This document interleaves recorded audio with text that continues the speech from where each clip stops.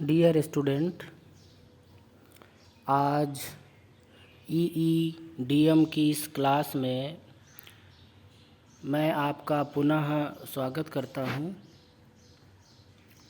आज की क्लास का जो टॉपिक है वो आपका पारतंत्र के घटक। ये टॉपिक है आज की क्लास का, कंपोनेंट ऑफ इकोसिस्टम। कल की क्लास में मैंने आपको इकोलॉजी और इकोसिस्टम के बारे में पढ़ाया था और आपको समझाने का पूरा प्रयास किया था कि इकोलॉजी से क्या अभिप्राय है और इकोसिस्टम किसको कहते हैं और इकोसिस्टम्स के टाइप्स क्या हैं। ये हमारा कल का विषय था। आशा करते हैं आप सभी ने अच्छी तरीके से अध्ययन किया होगा और इन सभी को समझने का आपने प्रयास भी किया होगा। तो हमने जैसा कि आपको बताया कि आज का टॉपिक है पारतंत्र के घटक। ठीक है, तो आज हम इसी टॉपिक को कवर करने का प्रयास करेंगे और आपको समझाने का पूरा प्रयास करेंगे। तो जिस प्रकार से हमने आपको बताया था कि पारतंत्र के जो टाइप्स हैं वो 3 टाइप होते हैं। 3 प्रकार की कैटेगरी में इकोसिस्टम्स को डिफाइन किया गया है। पहला हमारा था स्थलीय पारतंत्र, दूसरा था जलीय और तीसरा हमारा है आकाशीय पारतंत्र। ये 3 प्रकार की कैटेगरी में डिफाइन किया गया था पारतंत्र को। अब पारतंत्र के कंपोनेंट्स क्या हैं, कौन कौन से कंपोनेंट जो हैं वो हमारे इसके अंतर्गत आते हैं पारतंत्र के, उनका हम अध्ययन इस क्लास में करेंगे। तो स्टार्ट करते हैं और आपको समझाने का प्रयास करते हैं। तो पारतंत्र को 2 भागों में डिफाइन किया गया है। जो पारतंत्र के घटक हैं उनको 2 भागों में वर्णित किया गया है, 2 भागों में विभाजित किया गया है। पहला है हमारा अजैव घटक। अजैव घटक, ठीक है, अजैव घटक कहते हैं। अब अजैव घटक जिनको समझ में नहीं आता है, यदि वो थोड़ा सा इंग्लिश में इनको जानेंगे तो समझ में आएगा। इसको नॉन लिविंग भी कहते हैं, नॉन लिविंग कहते हैं। और एक दूसरा नाम है अबायोटिक कंपोनेंट। अबायोटिक कंपोनेंट भी इसको हम कहते हैं, नॉन लिविंग भी इसको कहते हैं अजैव घटक को। ठीक, और इसी के क्रम में दूसरा जो हमारा कंपोनेंट है इसका पारतंत्र का जो घटक है उसका दूसरा नाम है हमारा जैव घटक। इसको हम लिविंग के नाम से जानते हैं, लिविंग कंपोनेंट, या फिर बायोटिक कंपोनेंट के नाम से इसको हम जानते हैं। तो ये 2 टाइप्स में इसको कैटेगराइज किया गया है। पहला है हमारा अजैव घटक, इसको हम नॉन लिविंग कहते हैं, और दूसरा है हमारा जैव घटक, इसको हम लिविंग कंपोनेंट के नाम से जानते हैं। अब हम इन दोनों को अलग अलग जानेंगे इनके बारे में कि अजैव घटक क्या है और जैव घटक क्या होता है।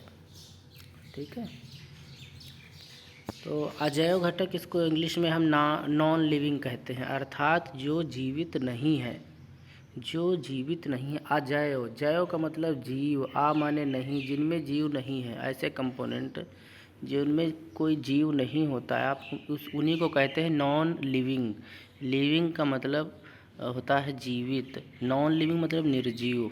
आप इस तरीके से इनको समझ सकते हैं, वो हमारे अजैव घटक कहलाते हैं, नॉन लिविंग। ठीक है, तो अजैव घटक में आपको समझना है कि पारतंत्र में विभिन्न प्रकार के अजैव पदार्थ एवं भौतिक कारक पाए जाते हैं। पारतंत्र की बात की जा रही है, तो पारतंत्र में कई प्रकार के विभिन्न प्रकार के अजैव पदार्थ पाए जाते हैं। भौतिक कारक एलिमेंट, भौतिक जो है फिजिकल एलिमेंट कई सारे पाए जाते हैं, जैसे खनिज पदार्थ। ठीक है, खनिज पदार्थ जो निकलते हैं माइंस से, खानों से खुदाई करने के पश्चात प्राप्त होते हैं। खनिज पदार्थ, गैसें। ठीक, गैसें आप सभी जानते हैं, जैसे कि ऑक्सीजन है, नाइट्रोजन है, कार्बन डाइऑक्साइड है। ये सब हमारी क्या हैं, हमारी गैसें होती हैं। और कार्बनिक पदार्थ, जो केमिस्ट्री के छात्र हैं उनको पता है, ऑर्गेनिक इनऑर्गेनिक, उन्होंने ये 2 बुकें उसमें होती हैं केमिस्ट्री में, सबने पढ़ा होगा केमिस्ट्री के जो छात्र हैं, कार्बनिक और अकार्बनिक, कार्बनिक यौगिक और अकार्बनिक यौगिक। तो ऐसे एलिमेंट जिनमें कार्बन उपस्थित होता है वो हमारे कार्बनिक पदार्थ कहलाते हैं। ठीक है, वो हमारे कार्बनिक पदार्थ कहलाते हैं। यहाँ पर ज़्यादा डिटेल में हम केमिस्ट्री नहीं पढ़ते हैं, आपको थोड़ा सा समझना है। ठीक है, तो ये सब अजैव होते हैं, इन सभी में ये नॉन लिविंग के अंतर्गत आपके आते हैं, जो आपके पदार्थ होते हैं। क्योंकि आप कोई भी आप पारतंत्र आप ले लेंगे, उन सभी में खनिज पदार्थ की मात्रा होगी, गैसेस भी होंगी, कार्बनिक पदार्थ भी उसमें आपको मिलेंगे। तो ये विभिन्न स्थानों पर, हर स्थान पर आपके ये पाए जाते हैं अजैव घटक। तो ये 2 मुख्य कंपोनेंट होते हैं जो हर जगह आपको मिलते हैं, तो अजैव और दूसरा जैव। ठीक, तो अजैव में आपके खनिज पदार्थ, गैसें और कार्बनिक पदार्थ आपके आते हैं। और इन घटकों का संचरण एक दूसरे में तथा जीवों में होता रहता है। ठीक, संचरण का मतलब होता है फैलना, ये आपस में एक दूसरे में मिलते रहते हैं। मतलब अजैव का अजैव में संचरण होता रहता है, मिक्स होते रहते हैं। जैसे कि एक गैस है, वो दूसरे गैस में मिक्स होकर के नई गैस बना देती है। तो ये इनका संचरण मतलब आपस में होता रहता है, और जीवों में भी होता है। जीवों को मतलब आप कह सकते हैं जो जैविक घटक हैं, जो जीव हैं, प्राणी हैं, उनमें भी इनका संचरण होता रहता है, उनमें भी ये मिलते रहते हैं। जैसे अब मनुष्य है, अब इसमें गैसे में जाना ऑक्सीजन गैस है, तो मनुष्य तो ऑक्सीजन ग्रहण करता है। तो आप कह सकते हैं कि ये निर्जीव से निर्जीव में और सजीव से निर्जीव में भी ये चलता है, आपस में ये चलते रहते हैं। और इनका प्रवाह कभी भी एक ही दिशा में नहीं होता है कि ये जब आप ये चलें, जब इनका मूवमेंट हो तो ये एक ही दिशा में चलते रहें, ऐसा नहीं है। ये घूमते रहते हैं, इनकी दिशाएं भी परिवर्तित होती रहती हैं। जैसे कहते हैं कि जो कार्बन डाइऑक्साइड है, CO2, कार्बन डाइऑक्साइड, CO2 मनुष्यों, ये जो प्राणी हैं, मनुष्य आदमी जो होते हैं, मनुष्यों एवं जीवों द्वारा, जीव जितने होते हैं, जीवों द्वारा वायुमंडल में छोड़ी जाती है, एटमॉस्फेयर में छोड़ी जाती है। क्योंकि हम लोग जब श्वास लेते हैं, प्राणी जितने सांस लेते हैं, श्वसन के पश्चात कार्बन डाइऑक्साइड हम उत्सर्जित करते हैं, बाहर निकालते हैं, और पेड़ पौधों द्वारा अवशोषित कर ली जाती है। ठीक है, और पेड़ पौधों द्वारा अवशोषित कर ली जाती है। तो ये सिस्टम हमेशा चलता रहता है जैव और अजैव के बीच में।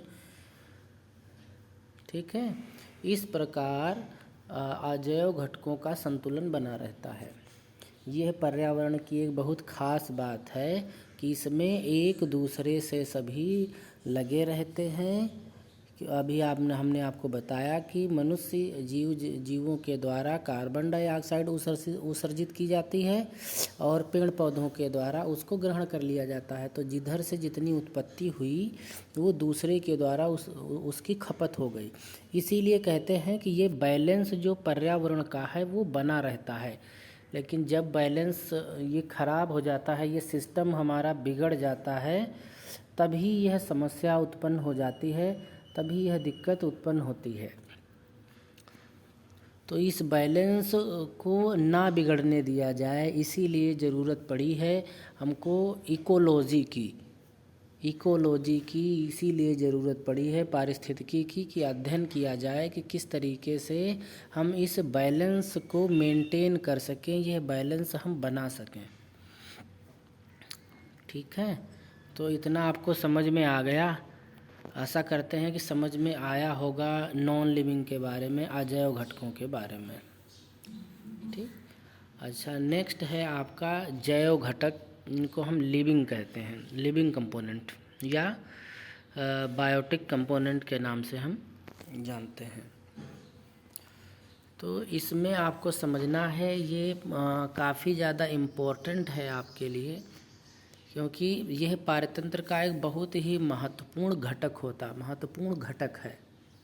ठीक है, तो इसको समझने के लिए इसको कुछ भागों में डिफाइन किया गया है, ताकि अच्छी तरीके से सभी को यह जैव घटक के बारे में समझाया जा सके।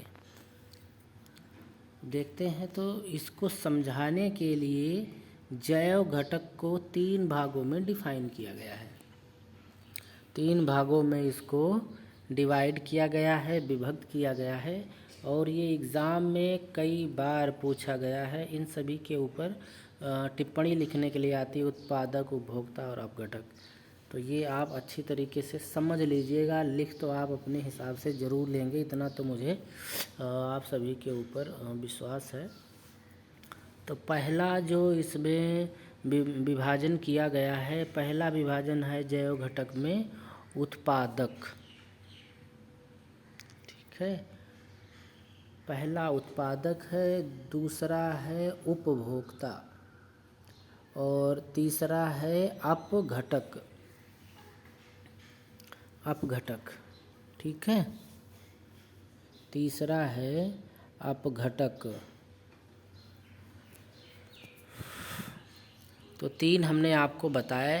पहला है प्रोड्यूसर, जो प्रोड्यूस करता है अर्थात जो उत्पादन करता है, और नेक्स्ट है आपका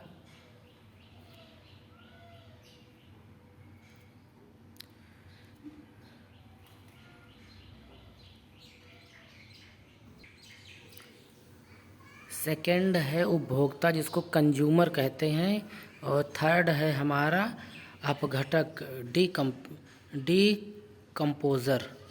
डीकम्पोज़र इसको हम कहते हैं। ठीक है, प्रोड्यूसर, कंज्यूमर और डीकम्पोज़र। तो अब हम इसमें अलग अलग इन सभी को डिफाइन करते हैं, उनको सीखते हैं, के बारे में जानते हैं। तो पहला है हमारा प्रोड्यूसर कौन होता है, किसको हम प्रोड्यूसर के नाम से जानते हैं। प्रोड्यूसर में जितने भी हरे पेड़ पौधे होते हैं, शैवाल होते हैं, तथा जल में तैरने वाले व जल में गहराई पर पाए जाने वाले पेड़ पौधे उत्पादक कहलाते हैं। उत्पादक, आप थोड़ा सा आपको पता ही होगा, उत्पादक शब्द उत्पादन शब्द से बना है, अर्थात जो उत्पादन करते हैं, जो कुछ उत्पन्न करते हैं, जो बनाते हैं। ठीक है, वो हमारे कहलाते हैं उत्पादक। ओके, वो हमारे उत्पादक कहलाते हैं। तो उत्पादक कौन कौन से होते हैं? हरे पेड़ पौधे, शैवाल जानते हैं, शैवाल जहाँ पर पानी रहता है उनके किनारे पर एक हो जाती है, चिकने से नीले हरे कलर में, हरे कलर में पाए जाते हैं ये, उनको हम शैवाल कहते हैं। तथा जल में तैरने वाले, और जितने जल में तैरने वाले होते हैं पेड़ पौधे, वह जो बहुत ही पानी के अंदर गहराई में पाए जाने वाले पेड़ पौधे होते हैं वो उत्पादक कहलाते हैं। वो उत्पादक क्यों कहलाते हैं ये थोड़ा सा आपको समझना है। इनको उत्पादक पेड़ पौधों को क्यों कहा गया है, क्योंकि ये क्या करते हैं पेड़ पौधे, ये प्रकाश संश्लेषण द्वारा भोज्य पदार्थों का निर्माण करते हैं। ठीक है, प्रकाश संश्लेषण मतलब ये है, प्रकाश संश्लेषण एक प्रक्रिया है, उसके अंतर्गत ये अपना भोजन अपनी पत्तियों की सहायता से बनाते हैं। ठीक है, इसीलिए इसको प्रकाश संश्लेषण कहा जाता है कि ये अपनी पत्तियों के द्वारा सूर्य की उपस्थिति में भोजन ना बनाते हैं, और ये बना लेते हैं अपना भोजन। इनको किसी के ऊपर डिपेंड रहने की ज़रूरत नहीं पड़ती है, अपना भोजन स्वयं बनाते हैं। तो ये अपना भोजन स्वयं बनाते हैं। भोज्य पदार्थ मतलब खाने वाले जो पदार्थ होते हैं उनका निर्माण ये स्वयं करते हैं। तो ये अपना भोजन स्वयं बनाते हैं। प्राणी, पशु पक्षी एवं कीड़े मकोड़े इन्हीं से अपना भोजन ग्रहण करते हैं। ठीक है, इन्हीं से अपना भोजन कैसे ग्रहण करते हैं, पशु पक्षी है इन सभी को खाते हैं, कीड़े मकोड़े भी उन्हीं पेड़ पौधों का सेवन करते हैं। और जब ये पेड़ पौधे अपने द्वारा बनाए हुए भोजन का उपभोग करते हैं, उपभोग करने के बाद में हरे भरे रहते हैं, बड़े होते हैं, उनमें फल लगते हैं, फिर उन्हीं फल फूलों का मनुष्यों के द्वारा सेवन किया जाता है। तो मनुष्य जो है स्वयं कुछ नहीं करता है, स्वयं अपना भोजन नहीं बनाता है कभी, वह दूसरे के बनाए हुए जो भोज्य पदार्थ हैं, जो फल हैं उनका सेवन मनुष्य अपने इस्तेमाल में लाता है। लेकिन जो ये हरे पेड़ पौधे शैवाल होते हैं ये सब अपना स्वयं भोजन बनाते हैं, और उन्हीं का जो सेवन है वो अन्य जो हैं उनके द्वारा किया जाता है। इसीलिए इन सभी को स्वपोषित वर्ग के जीव कहते हैं। ये स्वपोषित हैं, जो स्वयं का पोषण करने वाले जीवों के अंतर्गत ये आते हैं, जितने भी हमारे उत्पादक होते हैं। ठीक है, तो आपको ये समझ में आया कि प्रोड्यूसर कौन होते हैं, जो अपना भोजन स्वयं बनाते हैं। अच्छा, नेक्स्ट है आपका इसमें उपभोक्ता, कि उपभोक्ता से आपका क्या आशय है। ठीक है, उपभोक्ता को समझने का प्रयास करते हैं। कंज्यूमर, ठीक है, उपभोक्ता मतलब जो भोग करने वाले होते हैं वो हमारे उपभोक्ता कहलाते हैं। आपने देखा होगा कि कंपनी निर्माण करती है, कई सारे आइटम्स अपनी कंपनी में बनाती है, और उसके पश्चात क्या उन सभी का उपभोग कंपनी स्वयं करती है? तो आप कहेंगे नहीं करती है, क्योंकि वो उसका सिर्फ व्यवसाय है, उसको बनाना, उत्पादन करना, मार्केट में उसको सप्लाई कर देना, फिर अन्य लोग हम सभी उसका उपभोग करते हैं। इसीलिए जो जैसे दुकानदार है, कोई दुकान पर सामान लाया बेचने के लिए, तो उसका काम क्या है? उपलब्ध कराना, बेचना, और हम सभी लोग जाते हैं उसको खरीदते हैं, खरीदने के पश्चात में उसका सेवन करते हैं, तो हम सभी उस उपभोक्ता कहलाते हैं। तो उसी प्रकार से इसमें है कि उत्पाद जीवों द्वारा तैयार भोजन ग्रहण करने वाले जीव जंतु उपभोक्ता कहलाते हैं। कहने का अभिप्राय ये है कि जितने प्रोड्यूसर थे उन प्रोड्यूसरों ने जो भोजन बनाया, उस भोजन का जिन्होंने उपभोग किया, जिन जीव जंतुओं ने उपभोग किया वो सभी उपभोक्ता कहलाते हैं। ठीक है, वो सभी उपभोक्ता कहलाते हैं। उपभोग करने वाले, ग्रहण करने वाले, खाने वाले, उनको हम उपभोक्ता कहते हैं, कंज्यूमर। लेकिन कौन सा भोजन जो उत्पाद जीवों द्वारा तैयार किया गया है उसको हम कहते हैं कंज्यूमर। और इनके अंतर्गत जो आपके उपभोक्ता हैं वो शाकाहारी भी हो सकते हैं, मांसाहारी भी हो सकते हैं, दोनों प्रकार के आपके कंज्यूमर इसमें हो सकते हैं। ये परजीवी जीव हैं। इनके अंतर्गत जीव जंतु, स्तनधारी, मछली, कीटाणु तथा पक्षी आदि आते हैं।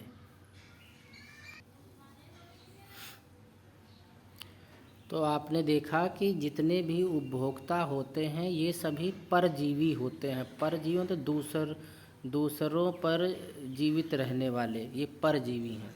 इनके अंतर्गत जितने भी जीव जंतु हैं, ठीक है, जितने भी जीव जंतु हैं, इंसेक्ट्स हैं, कीड़े मकोड़े हैं, वो सभी आते हैं। स्तनधारी आते हैं, स्तनधारी जो अपने बच्चों को दूध पिलाते हैं, वो स्तनधारी। मछलियाँ आती हैं जो पानी में तैरती हैं, है ना, मछलियाँ होती हैं। और कीटाणु आते हैं तथा पक्षी आते हैं। ये आपको ध्यान रखना है कि किसमें क्या क्या आते हैं। हमने आपको उसमें भी बताया था कि उत्पादक में कौन कौन से आते हैं, और आपने उपभोक्ताओं में भी देख लिया कि इसमें भी कौन कौन से आते हैं। ठीक है, तो अब नेक्स्ट देखते हैं, थर्ड जो है कि अपघटक क्या हैं। डीकम्पोज़र क्या होते हैं, अपघटक। तो इनके अंतर्गत मृतोपजीवी जीवाणु, इनको हम कहते हैं मृतोपजीवी जीवाणु। ठीक, कवक, कीड़े मकोड़े तथा मिट्टी में रहने वाले अन्य सूक्ष्म जीव सम्मिलित होते हैं। ठीक है, अब यहाँ पर आपको ध्यान रखना है कि इनके बारे में कि ये सूक्ष्म जीव होते हैं। सूक्ष्म समझते हैं, बहुत छोटे छोटे होते हैं, ना दिखाई देने वाले, इतने सूक्ष्म से उन्हीं को सूक्ष्म कहा जाता है जो ना दिखाई दे। तो ये आपको ध्यान रखना है। जितने भी मृत होते हैं, मरे हुए लोग होते हैं, जो उनमें पाए जाने वाले जीवाणु, कवक आप देखते हैं फंगस लगती है। जैसे आपके घर में डबल रोटी है, डबल ब्रेड होती है, उस पर कुछ दिनों के बाद में फफूंद लग जाती है, तो कवक, उसको कवक कहते हैं। कीड़े मकोड़े, और मिट्टी है, मिट्टी हम देखते हैं तो हमें बहुत स्वच्छ लगती है, इसमें कुछ नहीं है। लेकिन अगर उसको देखा जाए सूक्ष्मदर्शी से तो उसमें बहुत सारे, लाखों की संख्या में आपको उसमें सूक्ष्म जीव देखने को मिलेंगे। ये जीव मृत उत्पादक, ठीक है, तथा मृत उपभोक्ताओं के शरीर को जटिल कार्बनिक और अकार्बनिक पदार्थों में विघटित कर देते हैं। विघटित करने मतलब बदल देते हैं। ठीक है, मतलब क्रिया करके उनको एक से दूसरे फॉर्म में चेंज कर देते हैं। ये हमारे जो डीकम्पोज़र होते हैं। ठीक है, अच्छा, यहाँ पर बात की गई है कि ये जीव होते हैं, ये मृत उत्पादक। मृत मतलब मरे हुए, उत्पादक जो उत्पादन करते हैं। जैसे हमने उत्पादक के बारे में बताया था, तो उसमें से जितने भी उत्पादक हैं, यदि वो मर गए हैं, और जितने उपभोक्ता हैं वो मृत हैं, में कोई जीव नहीं है, तो वे, उनकी जो बॉडी होती है, उनके बॉडी को ये कार्बनिक और अकार्बनिक पदार्थों में विघटित कर देते हैं। कार्बनिक अकार्बनिक मतलब कार्बनिक जिसमें कार्बन पाया जाता है वो कार्बनिक होते हैं। अकार्बनिक जिनमें आप कुछ में कार्बन अकार्बनिक में भी पाया जाता है, लेकिन ज़्यादातर होते हैं जिनमें कार्बन नहीं होता है, तो उनमें ये परिवर्तित कर देते हैं। ठीक है, तो जो कार्बनिक और अकार्बनिक में मृत उत्पादक और उपभोक्ताओं के शरीर को अपघटित करने का कार्य करते हैं, वो हमारे क्या कहलाते हैं? अपघटक कहलाते हैं। ठीक है। अब आपने देखा होगा कि अगर कोई पशु वो हमारा मृत हो जाता है तो हम लोग उसको क्या करते हैं? उठवा करके किसी माध्यम से बाहर फेंक देते हैं, उसको डलवा देते हैं। उसके पश्चात में कुछ समय पश्चात वो धीरे धीरे सड़ने लग जाता है। तो क्यों सड़ता है? क्योंकि इसमें जो डीकम्पोजर है उसका अपघटन होने लग जाता है, वो नष्ट होने लग जाता है। तो वो ऐसे नष्ट नहीं होता है, उसमें ये हमारे जो पाए जाते हैं सूक्ष्म जीवाणु, ये सूक्ष्म जीवाणु उसको धीरे धीरे धीरे धीरे उनको ख़त्म करने का प्रयास करते हैं, उस शरीर को ख़त्म कर देते हैं। क्योंकि अगर जो हमारे मृत जीव हैं, जो उत्पादक और उपभोक्ता हैं, यदि जब ये मृत हो जाते हैं और ये नष्ट ना हो तो जो एक सृष्टि का जो एक सिस्टम है वो हमारा बाधित हो जाएगा। तो ये सब हमारे एक सिस्टम के तहत काम होता है। ठीक है। तो ये सब नष्ट करने के लिए ही उनके शरीरों के लिए इनका इस्तेमाल किया जाता है। ठीक है। जैसे हम देखते हैं कि पेड़ होता है, पेड़ अगर टूट जाता है या कट जाता है, उसकी लकड़ी जो है डाल दी जाती है तो धीरे धीरे उसमें वो ख़राब हो करके और वो फिर मिट्टी में ही मिक्स हो जाती है। तो ये अगर प्रक्रिया ना हो तो बहुत दिक्कत हो जाएगी इस पृथ्वी पर। तो पर्यावरण जो है वो असंतुलित हो जाएगा। उसके संतुलन को बनाए रखने के लिए जैव घटकों का बहुत ही ज़्यादा रोल है। और ये जो हमारे अपघटक हैं, सूक्ष्म जीव हैं, ये बहुत ज़्यादा महत्वपूर्ण भूमिका इसमें निभाते हैं। तो आपको इन 3 चीज़ों के बारे में पता चला, जैव और अजैव के बारे में आपने सीखा। अब इसी के साथ में कुछ और शब्द हैं, डेफिनेशन है, उनको भी आपको जानना बेहद ज़रूरी है, उनको भी थोड़ा सा हम सीखेंगे। सब पहला एक इसमें आता है समष्टि, और ये पूछे जाते हैं आपके नोटिंग के रूप में, टिप्पणी लिखने के लिए ही आपके ये पूछे जाते हैं कि समष्टि क्या है। और समष्टि को इंग्लिश में हम बोलते हैं पॉपुलेशन। अगर पॉपुलेशन आपसे कहा जाए तो आपको तो तुरंत पता चल जाएगा, लेकिन ये शब्द हैं हमारे, विशेष शब्द है समष्टि। तो इस समष्टि को आपको समझना है। तो समष्टि में किसी क्षेत्र विशेष में पाए जाने वाले एक ही प्रकार के जंतुओं अथवा पौधों के समूह को समष्टि अथवा जनसंख्या कहते हैं। लेकिन इसमें खास बात एक आपको याद रखनी है कि इसमें क्षेत्र विशेष की बात की जा रही है। उस क्षेत्र विशेष में जो पाए जाते हैं, चाहे और उसमें बात है कि एक ही प्रकार के जंतु अथवा पौधों के समूह को समष्टि कहते हैं। जितने भी आपके जंतु पाए जाएंगे और वो एक टाइप के होने चाहिए। जैसे अगर हम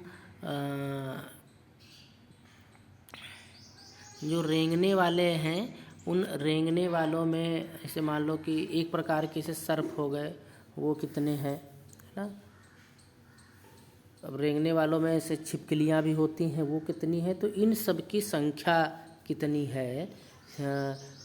शेर है वो कितने हैं, बाघ कितने हैं, हिरन कितने हैं। तो ये एक विशेष क्षेत्र में इनकी जो काउंटिंग की जाती है, इनकी जो गणना की जाती है, तो एक टाइप के कितने उसमें जीव जंतु और पौधे हैं, इन सभी की संख्या को ही हम इसमें कहते हैं समष्टि या जनसंख्या। ठीक है। अच्छा, नेक्स्ट है इसमें समष्टि आवास किसको कहा जाता है। ठीक है। समष्टि आवास किसको कहा जाता है, इसको हैबिटेट कहते हैं। और यह वह स्थान है जहाँ एक प्रकार के प्राणी सामान्यतः रहते हों और उनके सदस्यों के समूह पाए जाते हों, तो वो समष्टि आवास कहलाते हैं। ठीक है। उनके समूह पाए जाते हों तो आपने इसमें क्या देखा कि समष्टि आवास। अब आवास का तो मतलब वही होता है, रहना ही होता है, लेकिन जो समष्टि में रहते हैं मतलब जनसंख्या में जो रहते हैं, जनसंख्या में समूह के रूप में जो पाए रहते हैं, तो इसमें उस स्थान की बात की जा रही है आवास में। तो यह समष्टि आवास जो है वह स्थान है जहाँ एक प्रकार के प्राणी सामान्यता रहते हो। मतलब जैसे कि आप देखते हैं कि जंगलों में रहते हैं, मनुष्य रहते हैं, जंगली जो जंगल वाले रहने वाले होते हैं, वो उनका पूरा कबीला होता है, ग्रुप होता है, समूह होता है, तो वो सभी एक प्रकार के होते हैं, एक सबार प्रकार के प्राणी वो एक साथ रहते हैं और वो समूह में रहते हैं, ग्रुप में रहते हैं। तो ऐसे जो समूह होते हैं उनको हम समष्टि आवास कहते हैं। हाँ, और जैसे आपने देखा कि तालाब है, वन है, नदी है, समुद्र है आदि, तो ये स्थान इनका जो है वो फिक्स है ना। तालाब का एरिया फिक्स है, वन है, वनों के में क्षेत्र जो होता है मतलब फिक्स ही रहता है, लंबाई चौड़ाई में उसकी नाप जोख होती है, तब वो फिक्स हो जाता है। उसको नापने के पश्चात में ये देखा जाता है कि उसमें अब कितने लोग रह रहे हैं, कितने प्राणी हैं उसमें। अब प्राणियों में, प्राणी का मतलब होता है जिनमें प्राण हैं, तो वो चाहे जीव जंतु हो कोई भी हो, उन सब की जब गणना की जाएगी तो वो सब हमारे, और वो अगर उसमें रह रहे हैं, जैसे मान लो कि शेर कितने हैं उस वन में, तो जीवित प्राणी है, तो उसकी जब गणना की जाएगी और वो अगर उसमें आवास है उसका, वो उसमें रह रहा है, तो वो आपका समष्टि आवास के अंतर्गत आपका उसमें आएगा। तालाब के अंदर जीव जंतु रहते हैं, कोई घड़ियाल रहता है, मान लो कोई घड़ियाल है, कोई मगरमच्छ है, और वो समूह में है, दो चार उनके साथ के और रहने वाले हैं, तो वो उस घड़ियाल का समष्टि आवास आपका कहलाएगा, उस मगरमच्छ का समष्टि आवास आपका वो कहलाएगा। ठीक है। नेक्स्ट है आपका जियोम। जियोम क्या है, ये भी एग्ज़ाम में कई बार पूछा गया है जियोम के बारे में। इसको बायोम के नाम से जानते हैं, बायोम के नाम से। विस्तृत क्षेत्र वाले पारितंत्र, विस्तृत क्षेत्र वाले पारितंत्र जियोम कहलाते हैं। तो ये तो पारितंत्र का एक रूप ही हो गया है जियोम, लेकिन इसकी कंडीशन है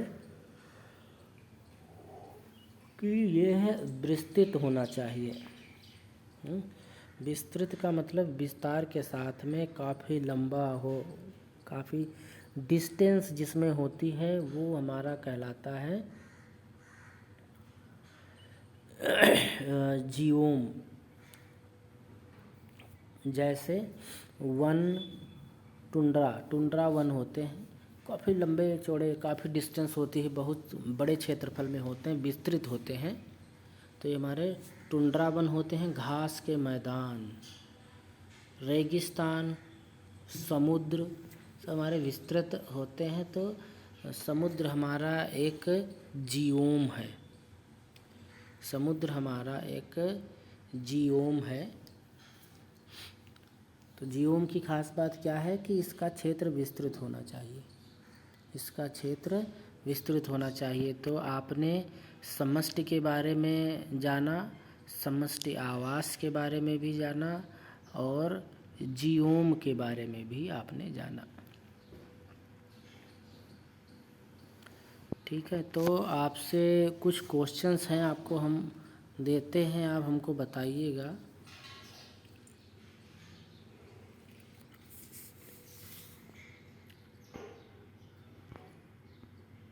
क्योंकि क्वेश्चंस बहुत ज़रूरी हैं।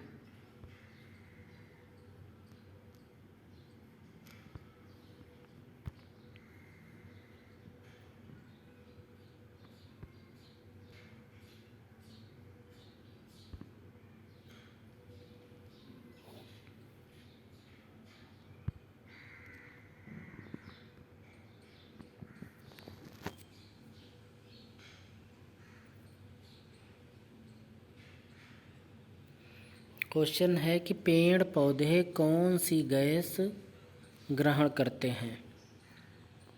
ठीक है, पेड़ पौधे कौन सी गैस ग्रहण करते हैं ये आपको बताना है।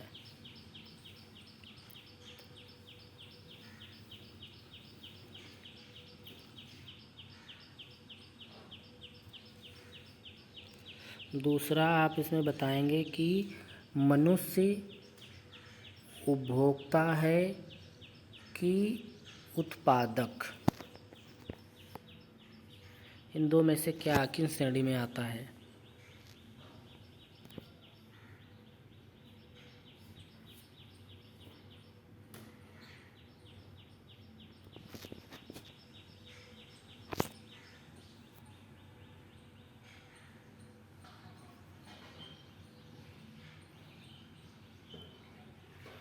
तीसरा क्वेश्चन है कि पृथ्वी पर पर्यावरण का संतुलन बनाए रखने के लिए जैव घटक महत्वपूर्ण हैं कि नहीं।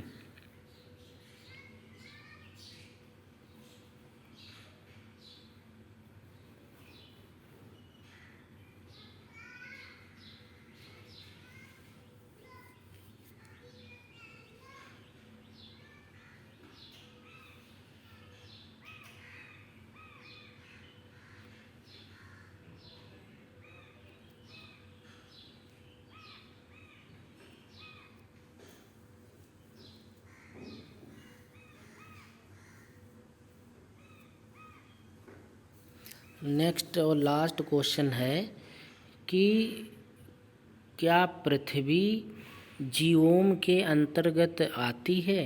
क्या पृथ्वी भी एक जीवोम है। इसका इन क्वेश्चनों का आंसर आपको देना है। तो आशा करते हैं कि आज की क्लास में जो मैंने आपको ये बताया जैव और अजैव घटकों के बारे में, लिविंग और नॉन लिविंग कंपोनेंट्स के बारे में जो मैंने आपको यहाँ समझाने का प्रयास किया, आपको ये समझ में आया होगा। तो आज की इस क्लास को यहीं पर हम वाइंड अप करते हैं। नेक्स्ट क्लास में हम फिर से आपको एक नए टॉपिक और इस बार इम्पोर्टेंट टॉपिक पढ़ाएंगे जो एग्ज़ाम में कई बार पूछा गया है। इसको आप सभी लोग अच्छी तरीके से जानने और सीखने का प्रयास कीजिएगा, कई बार एग्ज़ाम में पूछा गया है। तो आज की इस क्लास को यहीं पर वाइंड अप करते हैं।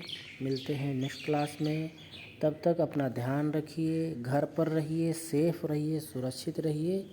और एक बात और, अपनी अटेंडेंस कमेंट सेक्शन में ज़रूर आप दीजिए, अपना नाम ज़रूर लिखिए। ठीक है, तो थैंक यू।